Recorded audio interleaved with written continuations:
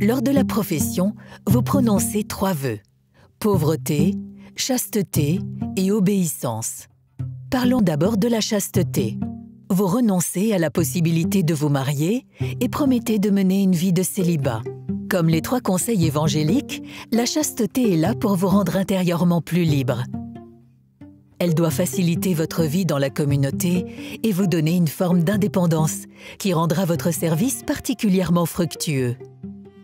Si, au contraire, vivre une vie célibataire rend votre vie compliquée, solitaire ou stressante, alors peut-être que la vie consacrée n'est pas le bon choix pour vous, ce qui est parfaitement bien.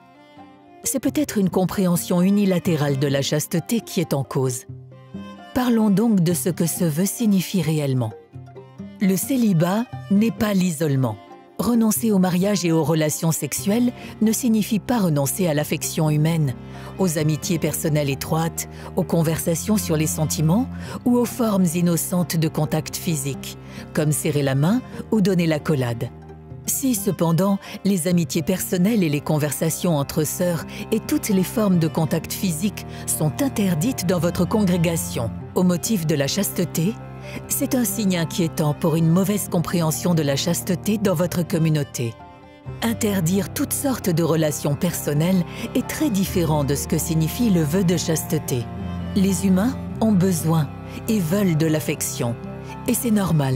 Faire vœu de chasteté n'abolit pas non plus votre féminité. Vous méritez d'être respectée en tant que femme.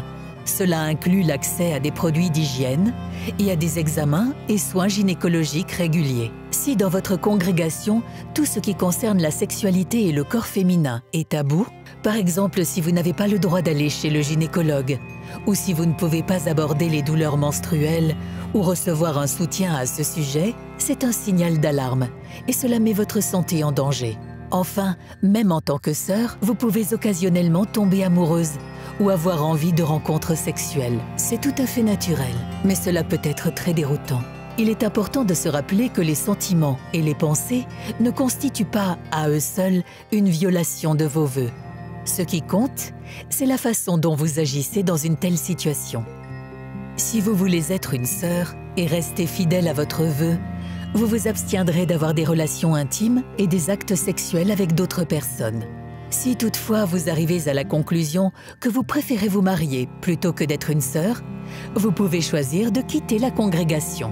L'essentiel est de ne pas mener une double vie, mais d'être toujours fidèle à soi-même et à sa communauté.